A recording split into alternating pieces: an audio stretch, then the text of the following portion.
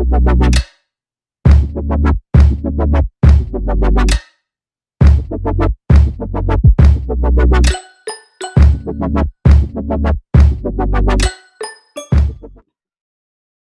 you guys. How are you? Hello. Good. How are you Good doing, to see Joann? you. Good to see you guys. How's it going in your world? First, before we get started, I want to welcome you to Pastors in Pandemic series. I thank you so much for taking time to talk to me about what's happening in your church and in your world during this very crazy time that we're living in. Craig, I'm going to start with you, Pastor Craig. What's your where are you? Where do you pastor? Sure, we're in Lockport, New York. It's close to Niagara Falls, close to Buffalo, and our church name is Freedom Church. Awesome. And how long have you been there? Well, I have attended here all my life, but I've been on staff for over 16 years, I think. Wow. So, yeah, and I think lead pastor now for about 7 or 8, something like that. That's awesome. And Jennie, what's your role? What do you do? I'm his wife, and which is wonderful. And just at church, I just come alongside of him. I help lead worship ministry there. Mhm. I work a lot with kids as well, even though we have an amazing kids director. I'm on the team there. Yeah. And then we've got 5 kids, so I'm Yeah. mom to them, and I work part-time as a nurse as well. Wow. Yeah. One of the recent interviews that I did, I was like, the spouse, the woman, was just like exactly what you just did, all these responsibilities, and I was like, wow. And now, were you a homeschool parent? Yeah. You were. So this isn't having. No, my kids were more upset than I was, because when they heard that public schools weren't going back, they thought we were going to cancel school. I'm like, we got everything, so we don't need to cancel. We're going to keep plowing through this. That's So right. they were a little That's so mad, but funny. all right. That's so funny. You have 5, right? 5 kids? Yeah. Mm-hmm. Pastor Craig, I was wondering if you could share with us, like, in the last 8 weeks, what's been the biggest struggle that you've faced? Yeah, I would probably say squirrels. We've got this squirrel that keeps getting into our bird feeder, and my window, I see it every day, and it makes me so mad. I'm running out there throwing rocks at it, and the Now, neighbors probably love it, but if we weren't in pandemic, would you even know that squirrel was out there? exactly, right? But Great. even to a broader sense, Yeah. and I joke, and that is total. It's so true. But even more than that, kind of even those squirrels that kind of interrupt plans, right? And that's kind of the bigger piece.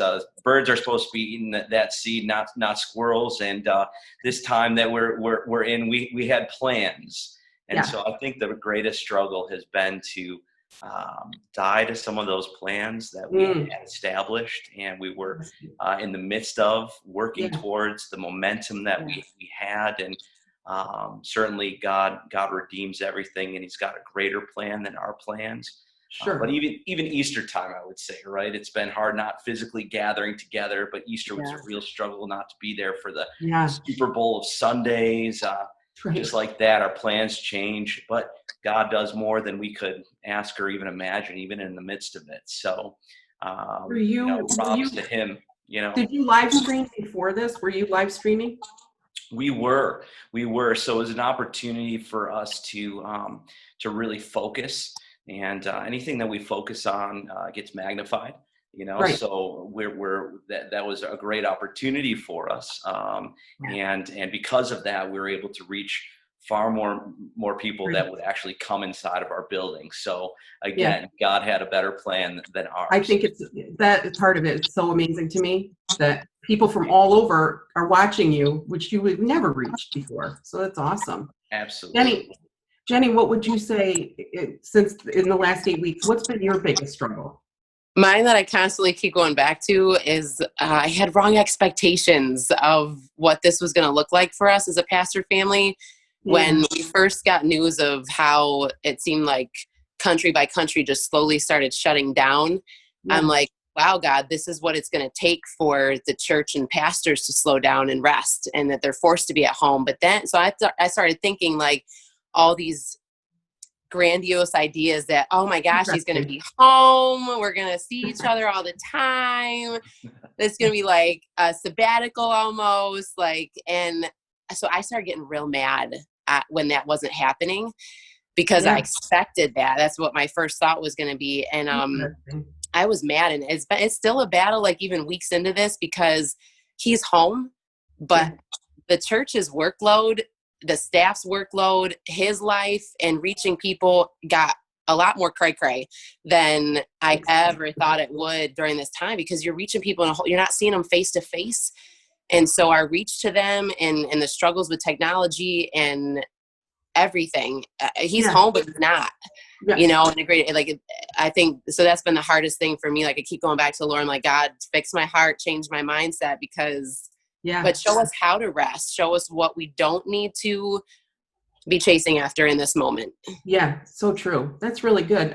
That's a really good insight that, you know, unmet expectations is really, that hurts our heart problem more than anything else. That's really interesting. Pastor Craig, what has been the biggest surprise over the last 8 weeks? Well, I think coming to the realization that a lifetime of what I can do pales in comparison with a moment of what God can do. And, you know, even as we were kind of sharing before, I think the surprising part of this has been how God never wastes a crisis, and that he can do so much more than we can do. And, you know, even so, you know, it was one thing where we could kind of launch our mission in a different way, or at least extend it as it was online. And there's been a lot of things that we've been able to do with that. Praise God for that. But I think probably the biggest surprise, it wasn't so much that maybe we would reach different people, because that's kind of what you saw with some of the trends, but it's honestly been our retention levels, that people actually stay on and are a part of our service for like the whole way through. And I'm very much surprised by that. I mean, I'm blessed by that. Don't get me wrong, but that certainly has been quite the surprise. And also in the midst of it too, people who have stepped up, as well as people who have kind of taken a seat. You know, sometimes the loud people in church during times like this, they're not as loud anymore, and they're kind of sitting back. But then there's other people that have been allowed to kind of, you know, step up. So that's been a surprise as well. Were you, did you plant a church? Yes, we did. We launched a second campus. We had purchased a building. There's a whole story with that. And so it's kind of our Freedom North campus. And we had launched it at the beginning of this year. So that's been somewhat of a challenge. That was not on the docket for how we wanted to launch that site. So it's been a little bit challenging, and we've had to be a lot more creative in terms of how we're engaging our team, but also the people that we're trying to reach in that neighborhood. So interesting. I thought about that because Jennie and I had talked, and I knew that you had planted that church, and I thought, how in the world? Because Elam Gospel Church did too. They had planted a church in Danville. And then this, you know, so then this, Jennie, I'm going to ask, what is your greatest hope? What do you hope comes out of this for your family, for your church, for you? What's your greatest hope? I'm just hoping and believing that we're coming out of this and never going back to where we were. That the surprising loveliness of this season, like all that God is doing, and the creativity that has risen up in people and in the church, and how people are being neighbors and loving people and seeing other people's needs before their own. I'm believing that this is going to totally change for forever, that it's not just a moment in time, like with the Israelites for, 10 or 40 years, and then we go back to idols, you know what I mean? But that there's that the heart change that comes from this is something that we just continue to move forward in the kingdom of God, and that we really come out of that complacency mode that we so often get in. Definitely. So, do you are you working at a hospital? I work at a skilled nursing facility, so it's a mix of rehab and long-term residents, like a nursing home. Yeah. A split between the two. So yeah, that's where I work. Wow. Well, thank you for your service, really, as a nurse. Absolutely, it's a pleasure. We don't get to thank them personally, so I'm really happy that I can say thank you. Thank you. And Craig, I'm going to end it with this. What's your greatest hope from this? Yeah, I would have to just kind of jump off of what Jennie said, but also that two things, that we would be less competitive in the sense of as a church. And I don't mean just the local church. I mean the big C church. I mean all of us. I think there's been so much vying for just influence and, trying to keep up with the world in so many different ways. And, this was to a degree the church's time to shine Jesus to the world and get in people's homes. And we don't have to be competitive by nature to do that. We can be courageous and creative with what God has given us, and He's given us His Spirit, and there's nothing more creative than Him. And so with that being said, also that, and I don't quite know how this might happen, because it might be easier just being able to flip from channel to channel at home and joining church, but also that consumer church would maybe kind of take a back seat to who we need to really be as a church, and that people wouldn't live so much with kind of just the selfish motivation of what I want versus what Christ is calling us to. And He's calling us to so much more than just a me mentality. Yeah. That's so true. I love on like Sundays, just being on Facebook, I can watch my friends preaching, I can watch 5 or 6 messages. Yeah. And it's just so unbelievable how the church has stepped up to do this. It's been really something. So I want to say, Elam Fellowship is really active on social media. So check us out on Facebook and Instagram, our Facebook page. Our elamfellowship.org for huddles and stuff.